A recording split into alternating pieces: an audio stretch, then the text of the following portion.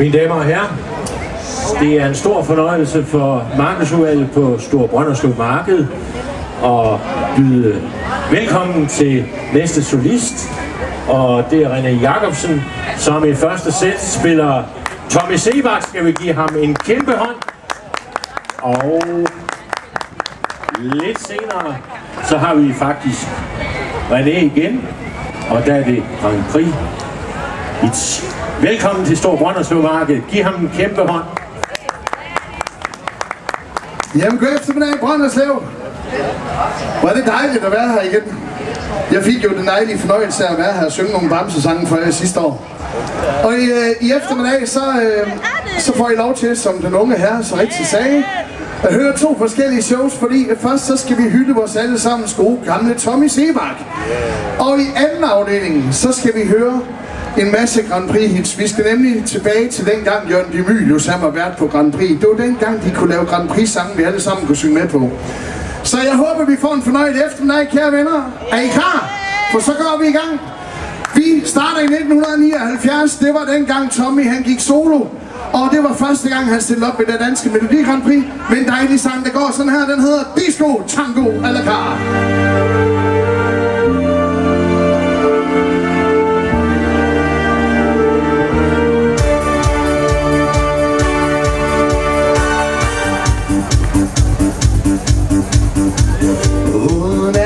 Stjerne på et dansegulv,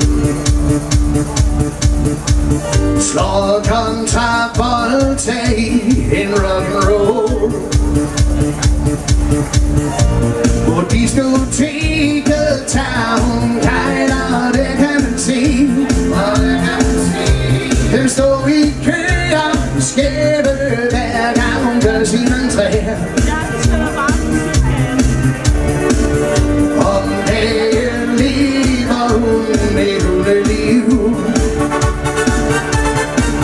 Og dyrker skolerig som tidsfordriv.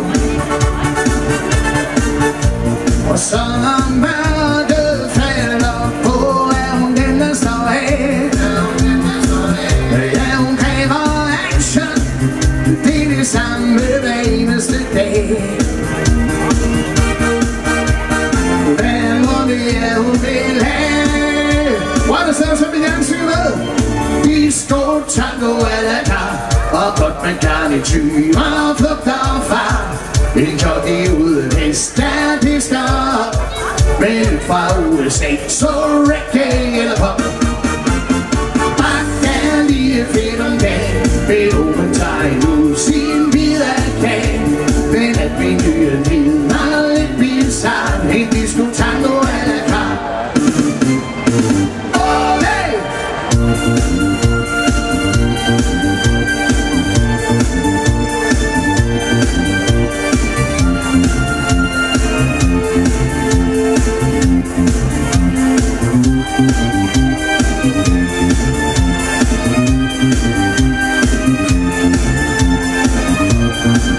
Jeg siger til Brønderslev, er I klar til at synge med?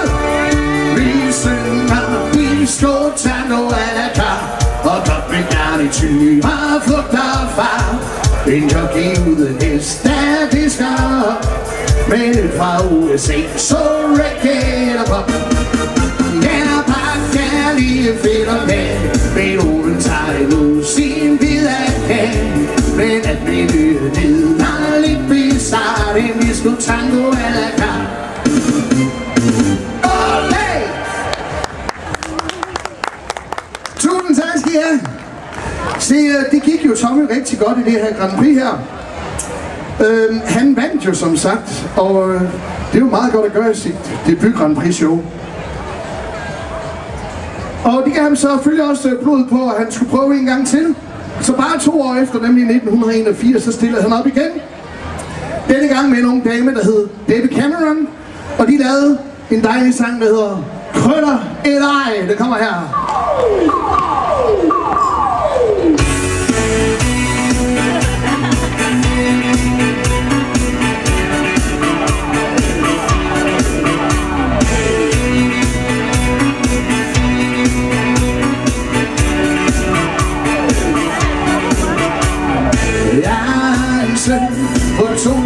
med store lyse krøller.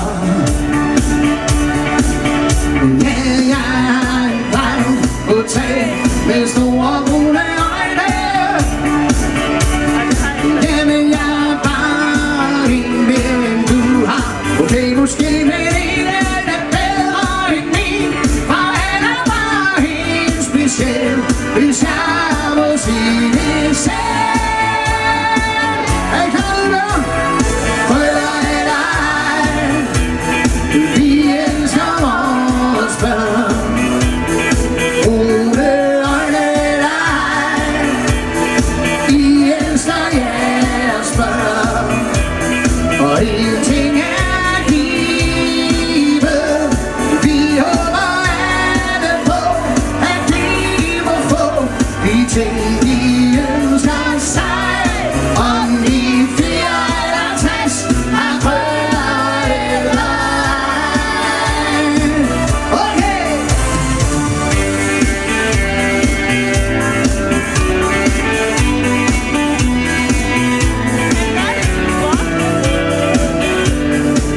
Ja, for ingenting er givet. Vi håber alle på, at de må få de ting, de ønsker sig. Om de 4 eller 60 har krøller eller ej. Hey, kan du høre? Længe leve alle børn, og lyse krøller eller ej. Vi elsker vores børn.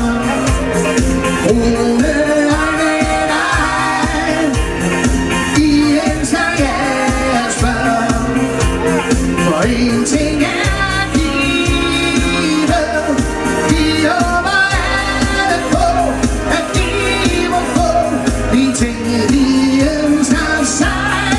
Om de 4 eller 60 har krøller eller ej.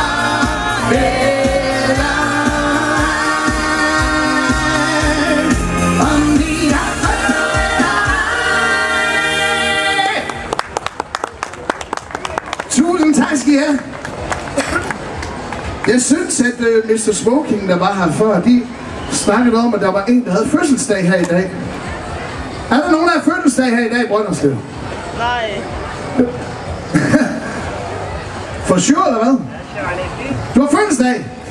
Se den unge herre derovre i skovmandskjorten med brillerne og sådan lidt tynd i toppen. Han hævder, at han har fødselsdag i dag. Så skal vi ikke synge fødselsdagssang for ham. For det ligger nemlig sådan, at Tommy Sebak har lavet verdens bedste fødselsdagssang, som han også stillede op til Grand Prix med. Den hedder Hip Hurra, det er min fødselsdag, den kommer her. Det er 1. maj min fødselsdag. Hip Hurra, det er min fødselsdag, det er i dag den dag, jeg når frem og sagde, jeg kommer langvejs fra, sig nu pænt goddag til mig. Sådan en dag, som den i dag, skulle man bare have mange flere af. Jeg stemmer for, og ja, det er nu sikkert, man ved mig.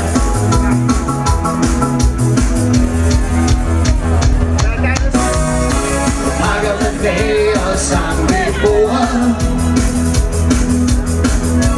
Ikke et ord om snem og slid. Utrolige sædler nede i bordet. Sikke en tid. Og selvom i dag begge ender, så er der noget du stadig har. Nej, du kan fejre mine venner. Den er der du er fødselsdag.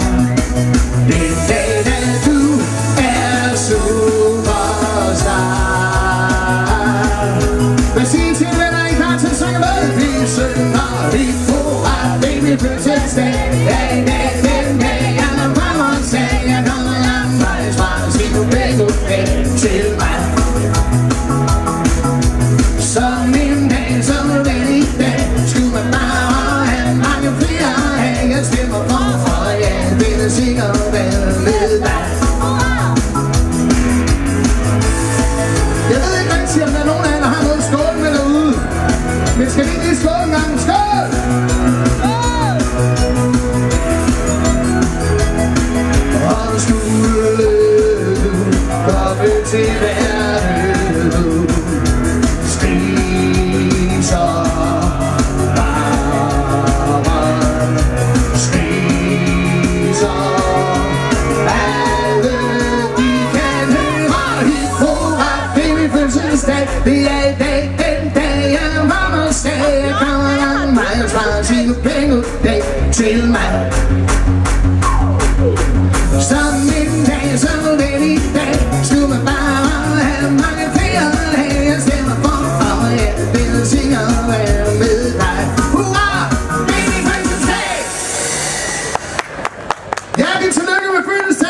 den her derovre i skovmandskjorten. Se, det ligger sådan, at Tommy skrev jo også andre sange end Grand Prix-sange. Og en af dem skal vi have nu. Han lavede nemlig en dejlig sang til hans kone, mor Karen. Den hed Du er det dejligste. Og den skal I have nu. Jeg tror, I kender den alle sammen. Den kommer her.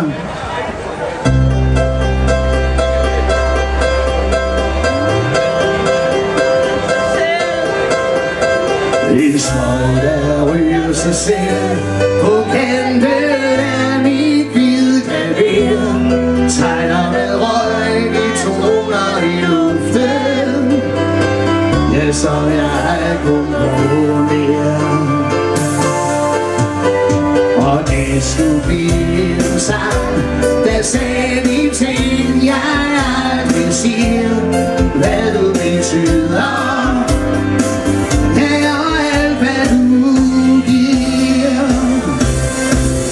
Så svært at få det sagt. Er det de købte ord, for jeg ødelagt.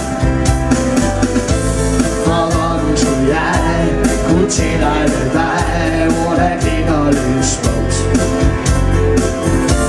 For dem jeg finder på, har alle de andre jo brugt. Det er så svært at få det sagt. Og der sad jeg så med alle sanser lagt. Jeg krassede ved en enkelt besked. Jeg siger den kort, så den var. Du er det dejligste, jeg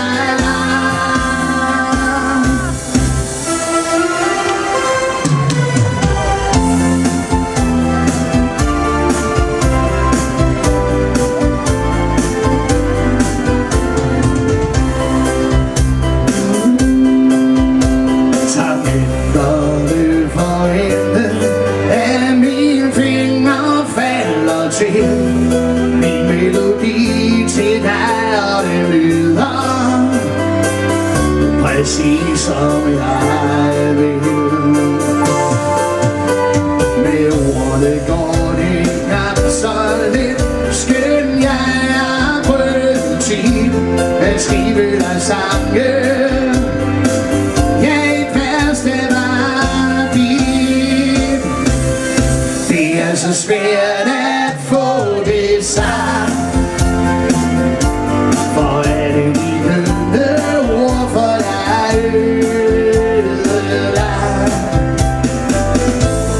Hvordan skulle jeg kunne tilegne dig, hvor der klinger lidt smukt.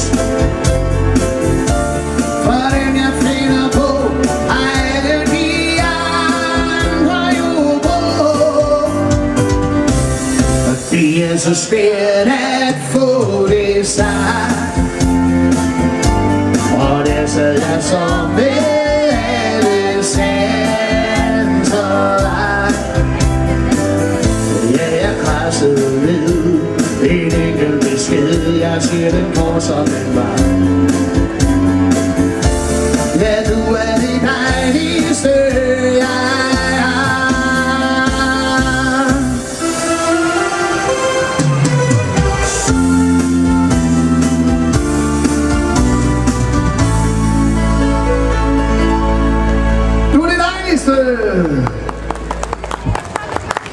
tusind tak skal I have.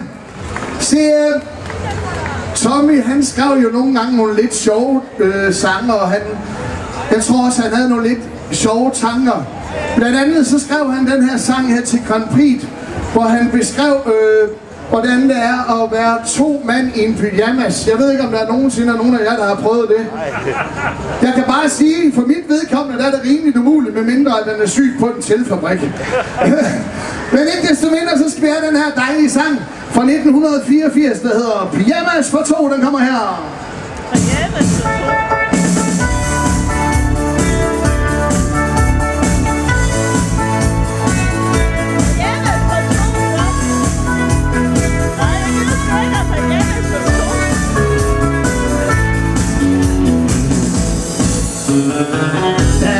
ting, jeg tit har tænkt på at spørge dig om. Men lige så snart jeg er helt parat, bliver mit hjerte tom. Du har vel sikkert til at mærke til, jeg er lidt varm på dig. Når jeg engang får samlet mod, så vil jeg ringe på din dør og sige hej, her er jeg. Hvad vil du sige til, at vi stod os sammen en dag? Hvor vi kunne stå side ihjel under samme tag. Der går nok ikke noget med Cadillac eller sekretær. Jeg kan give dig en helt anden snak, men i forsøget mere, så får jeg sige det lige ud. Har jeg kun det her? Brønderslev, er I klar? Det er lyseblå pyjamas for to.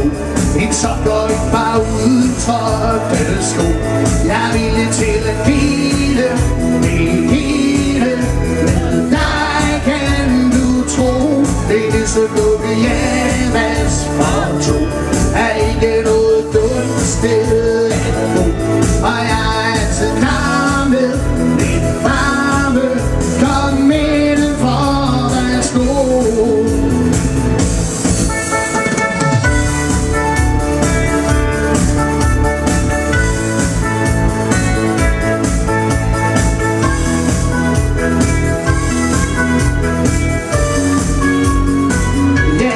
Lyseblå pyjamas for to. En sang og et par udtrådte sko. Jeg er villig til at dele det hele med dig, kan du tro. Det er lyseblå pyjamas for to. Er ikke noget dumt sted at bo. Og jeg er altid klar med lidt varme. Kom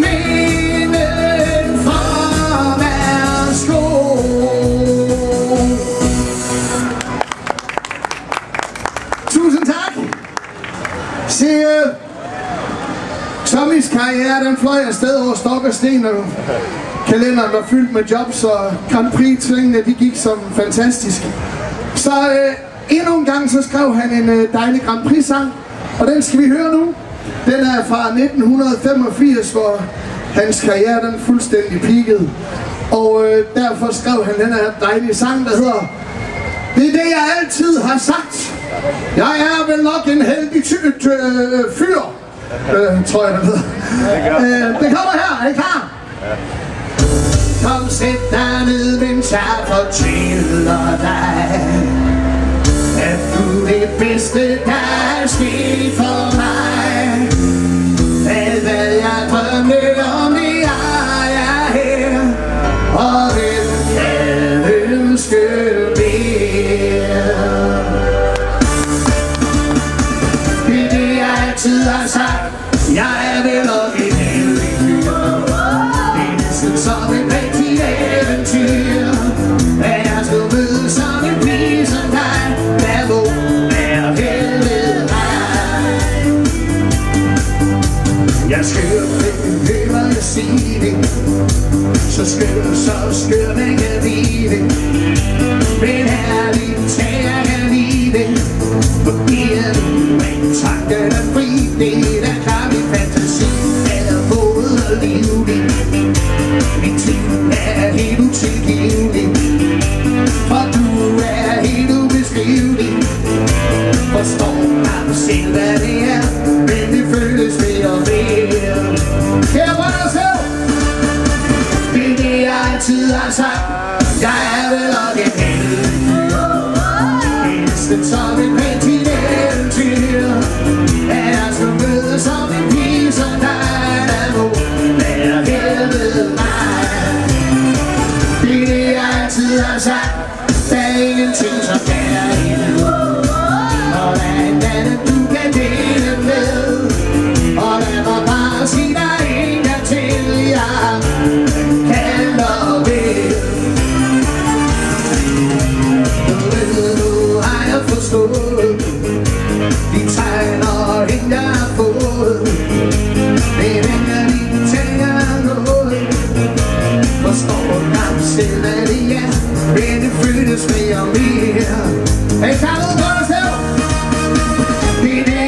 altid har sagt, jeg er vel nok et eventyr.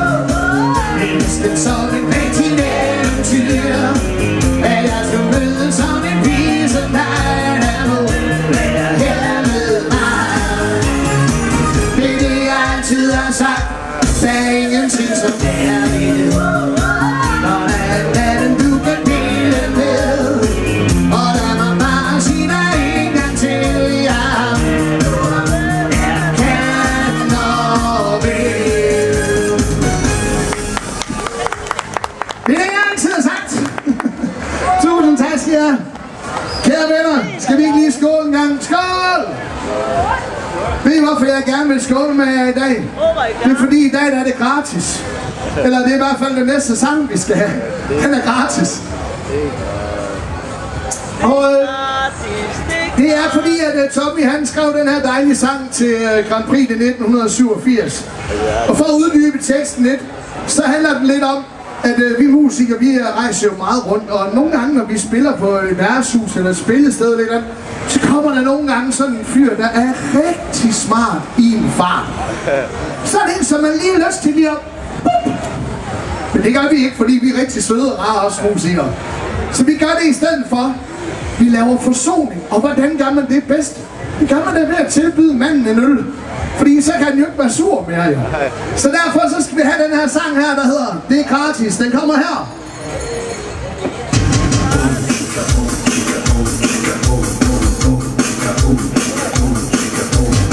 Står det en svøj, hvilket ting eller cool. Finder noget ved det grøn og et hul. Klokkerne ringer på farven. Han tager et pænt svip og lidt med sin fod. Spørg om jeg selv er tilfreds med mit hoved. Men ørerne hænger på farven.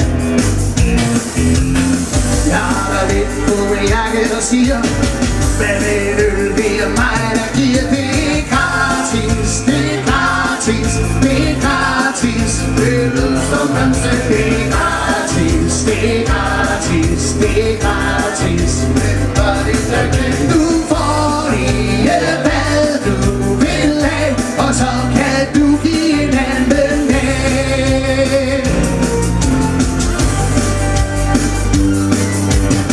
Jeg ved at fik bøger stiger mig blind for søde piger i støvler og skin.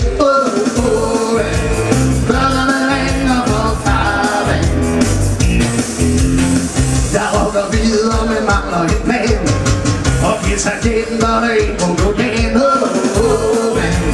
Fuglene synger på farven. Jeg råber skat, hør du her hvad det skulle. Hvis du det bare skal du fejre mig nu. Det er gratis, det er gratis, det er gratis. Det som man siger, det er gratis, det er gratis, det er gratis. Du får lige hvad du vil have, og så kan du give en anden dag.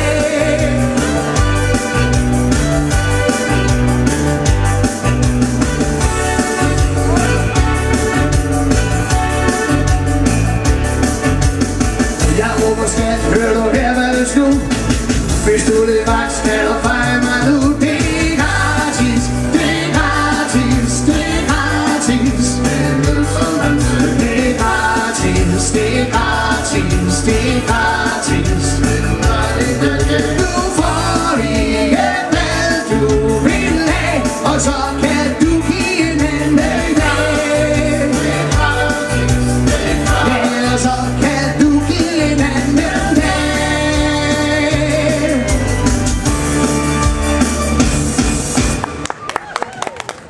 Tusind tak, siger jeg, det er gratis. Det er næsten gratis. Se, som de fleste sangskriver er, så er de som regel ikke alene om det. Og det var Tommy Helle. Han havde en partner in crime, som hed Kjeld Haik. Det gør han jo stadig. Og Kjeld, han har en datter, som hedder Annette. Og Tommy, han fik lov til at låne Kjelds datter til den her sang. Altså, kun til at synge sangen. Og de har nemlig lavet en dejlig sang, der hedder Du skælder mig hele tiden ud. Problemet er bare, at Annette, hun kunne desværre ikke komme i dag. Så derfor blev jeg nødt til at døjes med at høre mig synge den her duet med mig selv. Så nu må vi se, hvordan det går.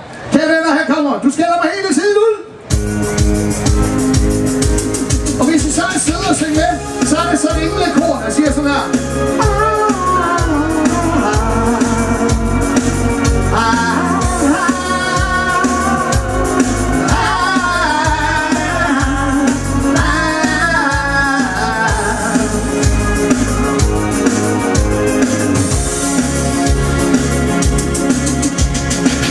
Nu tror jeg tager ud med alle vind og hører på mig, at jeg er væk, og chancen er det mener du. Hele dagen med en kæmpe, jeg siger helt alene hjemme, og når jeg siger det bliver du sur, så venter jeg nu. Du skælder mig hele tiden ud. Du viser dig op og ser til dig, men hvorfor det mig, der står på skud? Skulle vi ikke være med dig? Du skælder mig hele tiden ud, og det er lige sådan noget galt i. Men hvorfor det mig, der står på skud? Ja, nu er vi og aldrig. Prøv at sætte en kant til det kor, det går sådan her.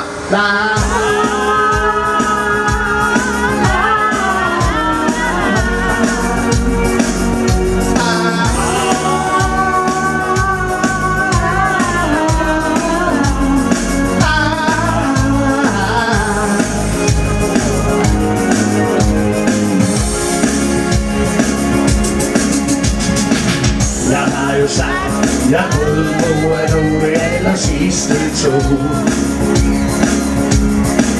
Men ærligt talt, du ved jo, du kan stole på mig. Jeg tror det gerne, når du siger, du ikke kysser andre piger, og du kunne ikke gøre for, at de kyssede dig. Du skælder mig hele tiden ud. Du viser dig op og ser til dig, men hvorfor det er mig, der står for skud? Skulle vi ikke være venner? Kære Brønderslev! Du skælder mig hele tiden ud, og det er da lige sådan noget galt i. Men hvorfor det er mig, der står for skud? Jeg hører nu her, jeg lyver aldrig. Aldrig.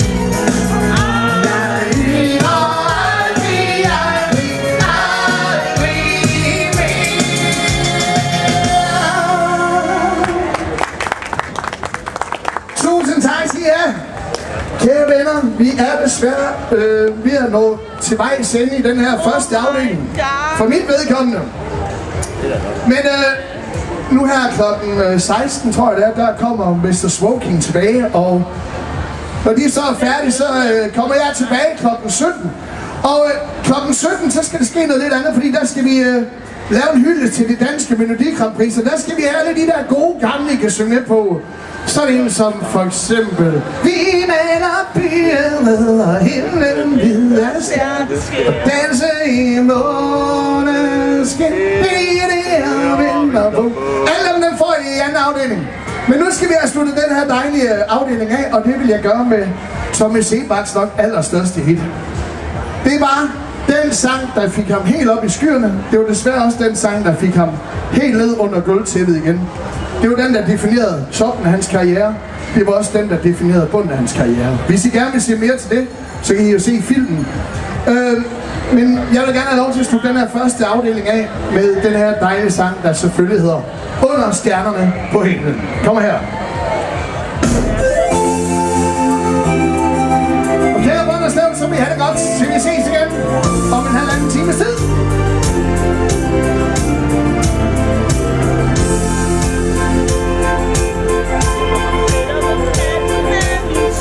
Jeg ser din seng, og du ned til mig.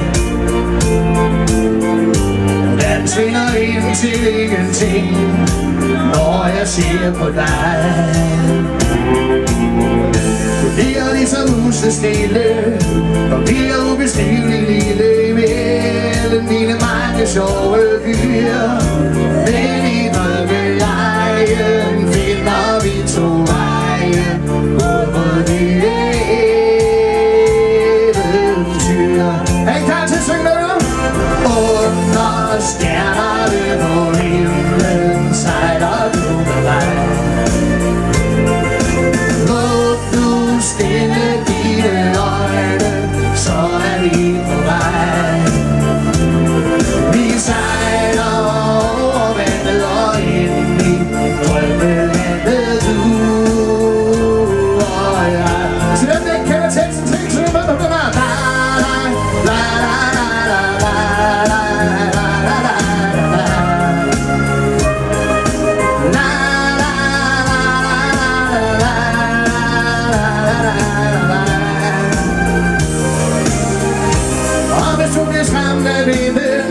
Så kysser jeg dig blidt på kinden, hvor du end er i fantasi. Vil jeg altid være, helst er min kære. Læg kun tryk din hånd i min. Er I klar ud, Brønderslev? Under stjernerne på himlen sejler du med mig.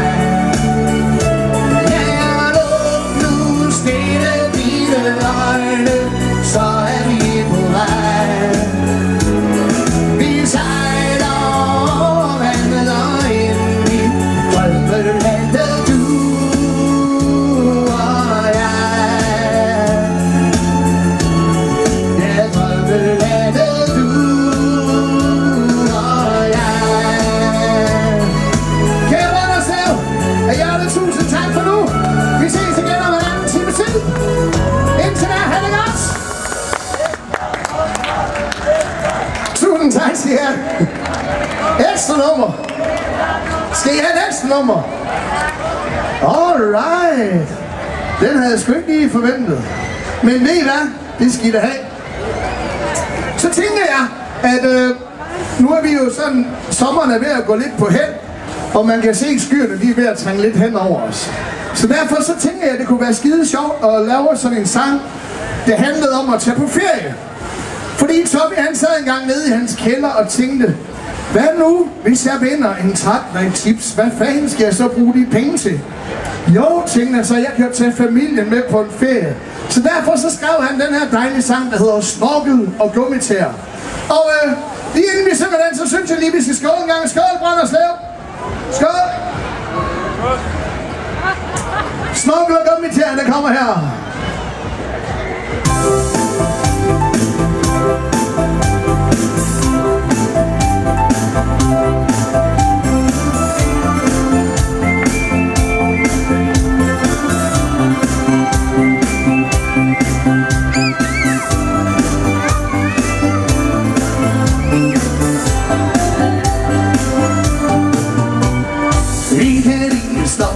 En kan lide syg, en kan vandre og hoppe, en er to som byen er lidt let til bens. Og der er aldrig to, der er ens.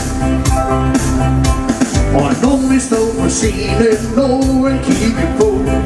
Nogen er født på grene, nogen i åben rum, men næsten alle har, som jeg ønsker dig.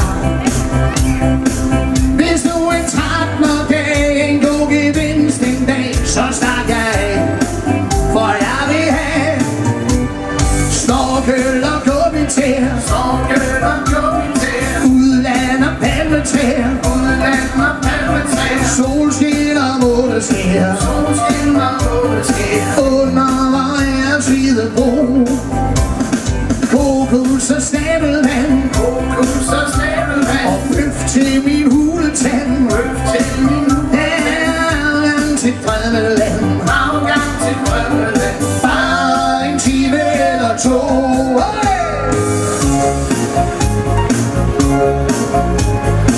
Hey!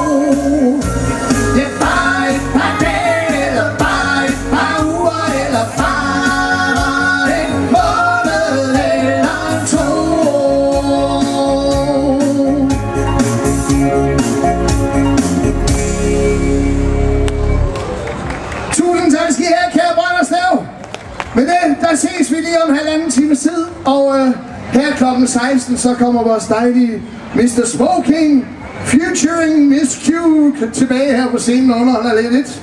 Og indtil vi ses igen klokken 17, så må I have det rigtig godt.